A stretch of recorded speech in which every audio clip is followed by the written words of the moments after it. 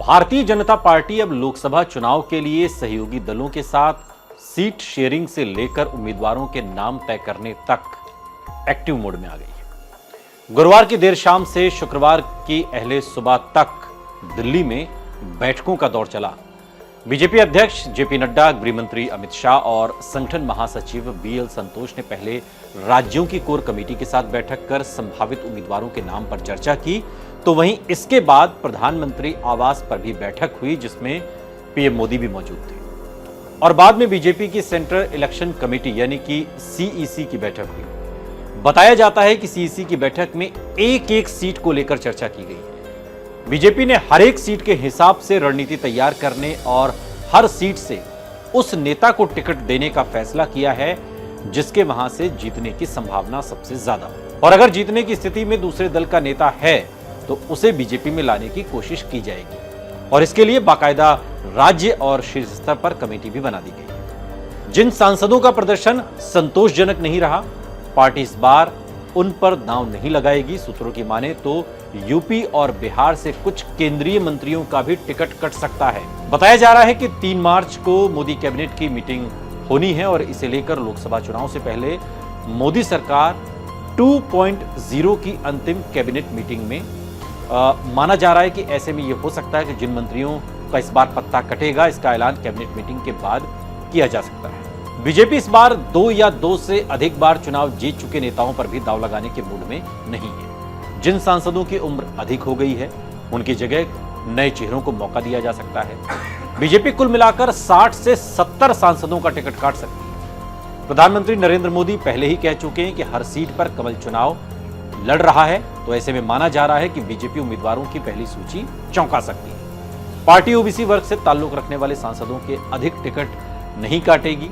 साल 2019 के चुनाव में बीजेपी के 303 में से 85 ओबीसी सांसद चुनाव जीत कर आए थे और इससे पहले बीजेपी अध्यक्ष जेपी नड्डा, गृह मंत्री अमित शाह और संगठन महासचिव बीएल संतोष ने राज्यों की कोर कमेटी के साथ बैठक कर एक एक सीट के संभावित उम्मीदवारों के नाम पर चर्चा की और ये तय किया गया है एक मैराथन बैठक के बाद कि एक एक सीट पर कौन से उम्मीदवार को उतारा जाए जो चुनाव को जीत सकता हो। और इसी को लेकर कई ऐसी सीट भी सामने आ रही हैं जहां पर बीजेपी के जो संभावित उम्मीदवार हैं अगर वो कमजोर पड़ रहे हैं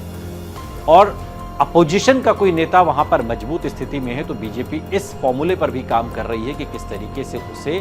बीजेपी में शामिल कराया जाए। अब सूत्रों की माने तो बीजेपी इस बार पूर्व मुख्यमंत्री शिवराज सिंह चौहान को विदिशा या भोपाल में से किसी एक संसदीय सीट से अपना उम्मीदवार बना सकती है। केंद्रीय मंत्री ज्योतिरादित्य सिंधिया को लेकर खबर है कि वो अपनी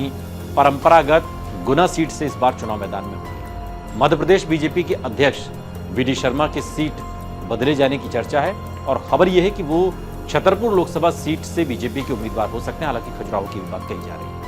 आपको बता दें कि उम्मीदवारों के नाम पर चर्चा के लिए कल दिल्ली में पीएम मोदी के आवास पर रात भर बीजेपी के शीर्ष नेताओं की मैराथन बैठक हुई और प्रधानमंत्री मोदी के अलावा बीजेपी के राष्ट्रीय अध्यक्ष जेपी नड्डा, गृह मंत्री अमित शाह और बीएल संतोष समेत कुछ बड़े नेता इस बैठक में मौजूद रहे और कयास लगाए जा रहे हैं कि इस बार की जो इलेक्शन होना है, 2024 का लोकसभा चुनाव होना है, इसमें जो बीजेपी की पहली लिस्ट होगी उसमें 100 से अधिक नामों का ऐलान हो सकता है और 60 से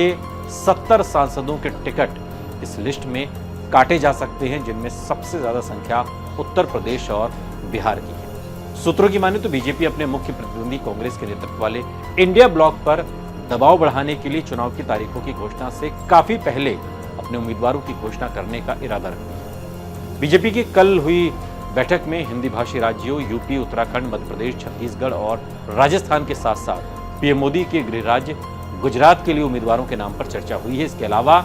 केरल और तेलंगाना के लोकसभा प्रत्याशियों को लेकर भी बीजेपी नेताओं ने विचार विमर्श किया। बीजेपी ने आंध्र प्रदेश, पंजाब और तमिलनाडु सहित अन्य राज्यों के लिए उम्मीदवारों का फैसला क्षेत्रीय दलों के साथ गठबंधन वार्ता लंबित रहने तक टाल दिया है। अब बैठक में संभवतः राजनीतिक रूप से महत्वपूर्ण उत्तर प्रदेश में अपना दल और जयंत चौधरी के राष्ट्रीय लोकदल जैसे क्षेत्रीय सहयोगियों के लिए 6 सीटें छोड़ने के बारे में चर्चा हुई। आपको बता दें कि यूपी अकेले लोकसभा में 80 सांसद भेजे इस बात को लेकर रणनीति बनाई जा रही है। सूत्रों के मुताबिक बीजेपी की योजना 10 मार्च से कम अपने 50% उम्मीदवारों के नाम घोषित करने की। आपको बता दें कि 2019 के लोकसभा चुनाव में भी भारतीय जनता पार्टी ने यही काम किया था और तब उसने चुनाव तारीखों की घोषणा से कुछ हफ्ते पहले यानी कि 21 मार्च को ही 164 उम्मीदवारों के नाम का ऐलान कर दिया था और अब बीजेपी इसी रास्ते पर है।